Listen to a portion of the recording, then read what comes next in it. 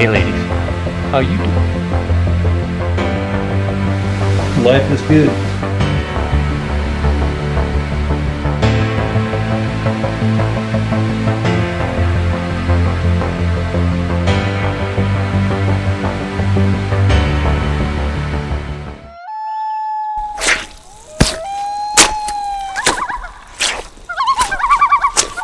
Hey everybody, out on the Ice Age Trail. The Ice Age Trail is an 1,100-mile trail that runs throughout Wisconsin. I am 8 miles east of Gilman, Wisconsin on the Highway 64 trailhead, and I'm going to be going through the Chequamegon National Forest here. Just a quick in and out, 15 miles each way, overnighter, explore the trail. Let's go.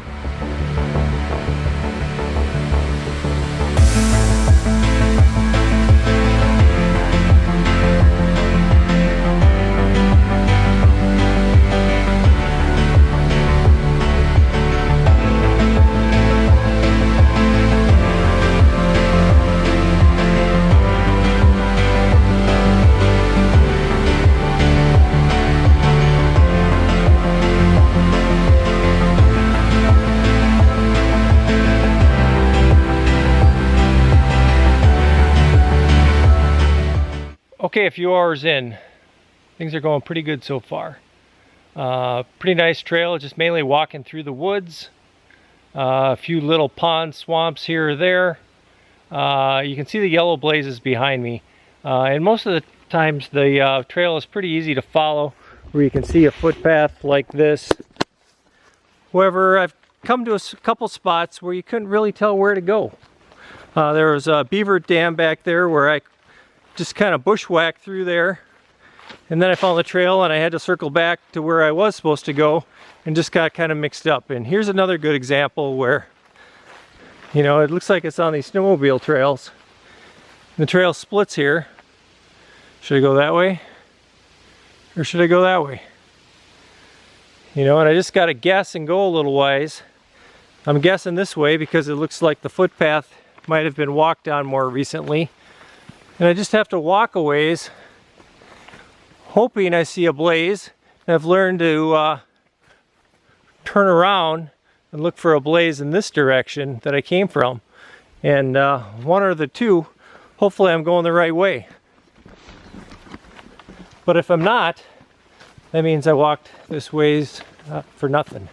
So, kind of confusing and kind of frustrating. Aha! I see a yellow blaze. So I guessed right. I was lucky. But there's no reason back at that intersection they couldn't put another sign up.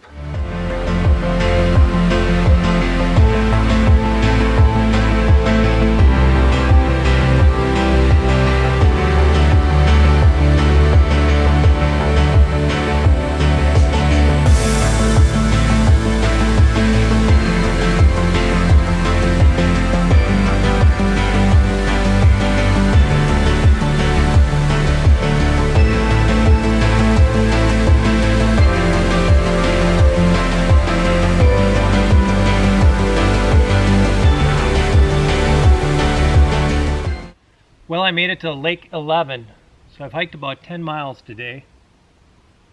It's about 2:30. My original plan was to go another 5 miles up to Lake Jerry. However, this is a pretty nice campsite up on top of a little ridge with Lake 11 right down there at the bottom of the hill.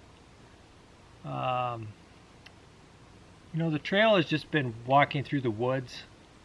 Nothing too exciting. Not terrible, but just, you know, there aren't any grand overlooks or huge river gorges or anything like that. It's just kind of relaxed. So just kind of got me in the mood to maybe to just relax at this campsite, knowing that if I walk another 5 miles, there isn't going to be anything overly exciting. And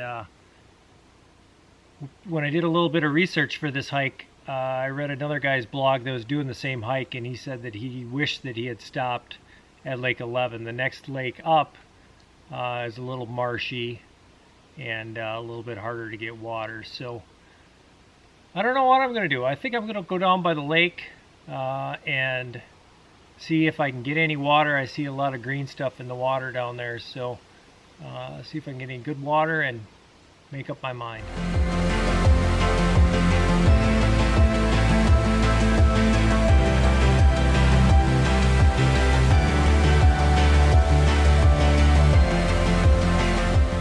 So I climbed down the hill near the lake, and as I thought, there's a lot of growth down here on the edge of the lake. It's a beautiful lake, but it may be hard to get water here. Maybe a little extra growth in there, but I'm looking across the lake here, and there appears to be an opening on the other side of the lake. And there's growth over there too, but I think I'm going to walk around and check that area out. I'm over on the other side of the lake, however, there isn't a very clear path to get to that opening that I saw from the other side of the lake, so I'm going to head back there. You know, I can clearly tell that that spot that I'm in is a highly used campsite, so I'm going to have to be careful with my food tonight if it's a popular site.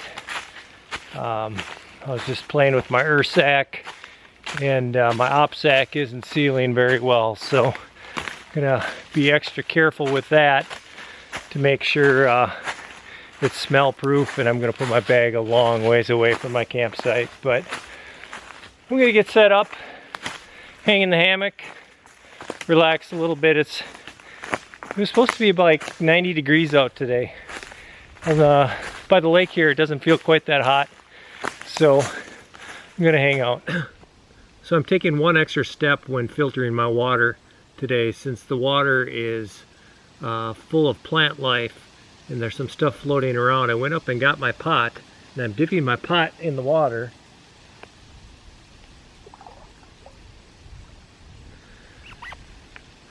And then I'm using my buff here, my bandana, putting that over the top of the pot, pouring the water in my filter bag, and then hooking up my filter like normal. So the bandana gets all the floaties out, all the big things that you can see, and then the filter here is going to get out all of the things that you can't see, all the things that are really going to make you sick if you don't filter your water. If you're squeamish about drinking green water, backpacking probably isn't for you.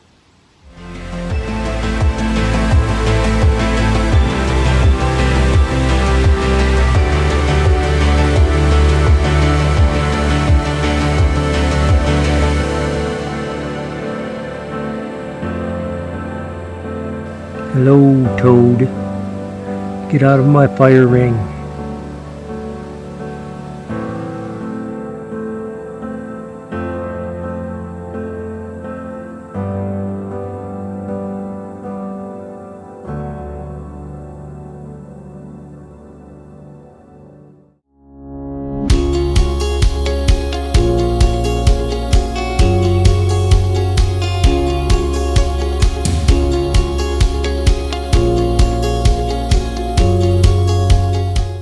Alright, I'm all settled into camp. Been here for a few hours, went down, filtered my water, kind of explored. You can see the top of the hill here is nice where there isn't any vegetation, and it probably goes 300 feet down the ways here, so I think that's where I'm going to bring my sack a good distance away from camp tonight. But you can see my hammock is down here. So interesting thing about my camp placement is, you know, most people might put their camp up here where you can see the lake through the trees, or it's a little flatter up here. But there's a pretty stiff wind coming through camp, so I opted to go down the hill here a little bit on the opposite side of the lake, and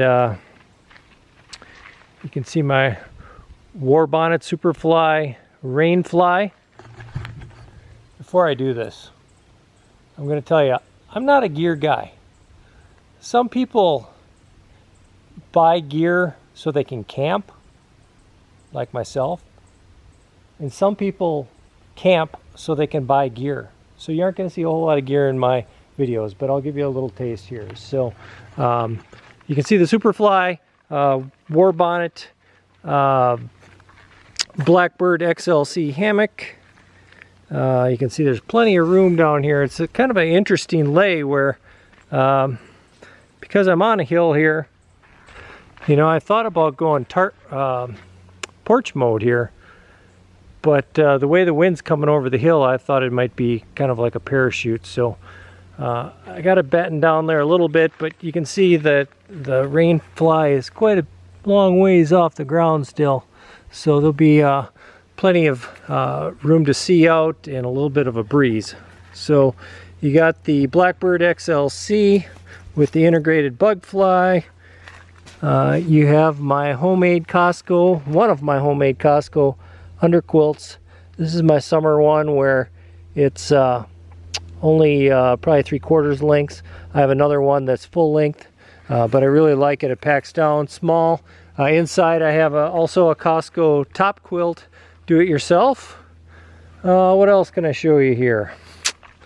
I have my buff drying out from filtering water. I have my backpack here, which is a Deuter 40+10. I just bought a new backpack. We're gonna see if my wife actually watches these videos, because she doesn't know yet. But I'm excited. It's a Z-Packs Arc Haul. So it was quite expensive, but looks to be very nice and light. So, oh, and I wanted to show you here. I just got some new kicks. These are my new Salomon trail runners. Let's see, XA Pro something, I don't know. But interesting part is they don't have the normal laces that you tie. It's a different type, but we'll see how they work. My Merrell Moab FSBs that I've had 3 pairs now, and I like them, but they don't last. Bought some and they haven't even lasted 6 months and are falling apart. So over here you can see I got a campfire going, and you can see my Ursack and my stove and stuff over there. So that's camp. I think I'm going to start to make some dinner and chow down. Alright, I'm going to try something new. I've seen on all these YouTube hiking videos of people eating Spam. I tried to get it earlier this year and the Spam was bad. So I thought I'd buy it just a single and try it. But I can't stomach eating this thing raw. But it's been about 10 years since I've had Spam. And it was on a burger. And it was fried. So I thought maybe if I cook it, it might taste better. Maybe like bacon.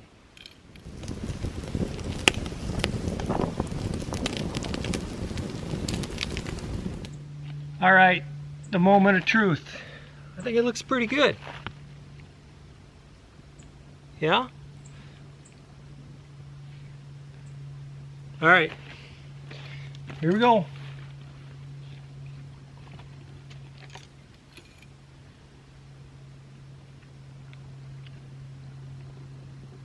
Delicious. Maybe we'll have to have Spam for Easter this year. Tastes just like ham. Way to go, Austin.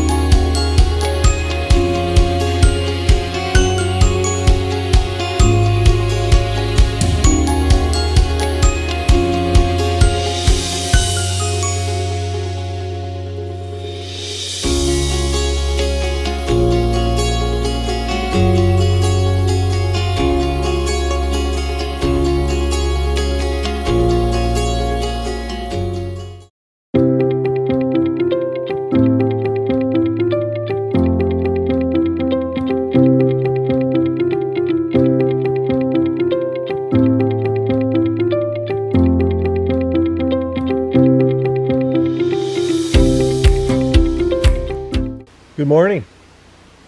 It's a beautiful morning. Sun's out, probably 58 degrees. Ran down yonder and grabbed my Ursack with my food in it. Eating a chocolate peanut butter Pop-Tart here in the hammock. Kind of a relaxing day. I need to hike about 10 miles out back to the car, so there's no rush. Just laying here. Breakfast in the hammock is kind of like breakfast in bed. Life is good.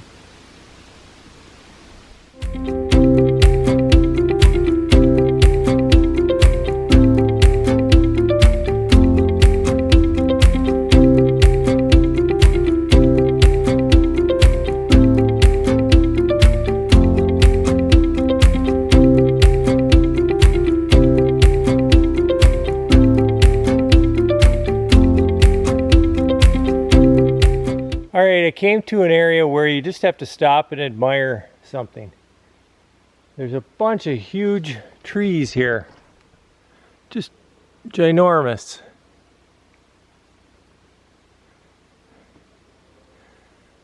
But it was also kind of eerie as they're all marked for logging.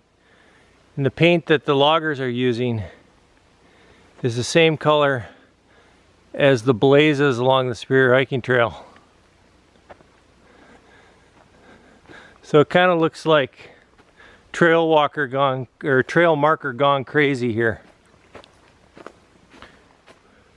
Shh, shh, shh. Here they come, here they come, here they come. Be cool, be cool. Don't worry, don't worry. I'll do all the talking. I know you don't like talking.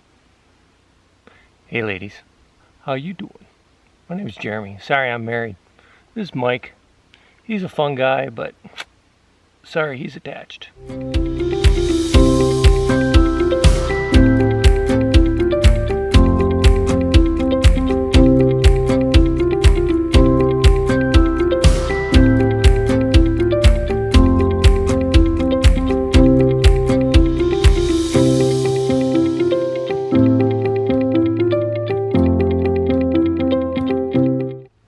Hit the doors, it's the end, my beautiful friend, it is the end.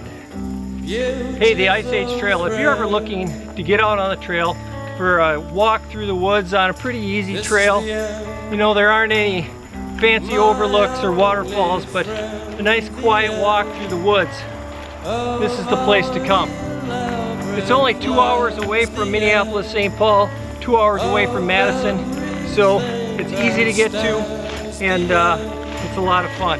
It might be really nice come fall with the colors on the leaves. But hey, I try to put out some good videos. I probably put out 10 to 12 videos a year just when I go out on my adventures. I invite you to subscribe or check out one of these other videos or follow Midwest Backpacker on Facebook. But hey, I'm at my car. It's time to go home. We'll see you on the trail.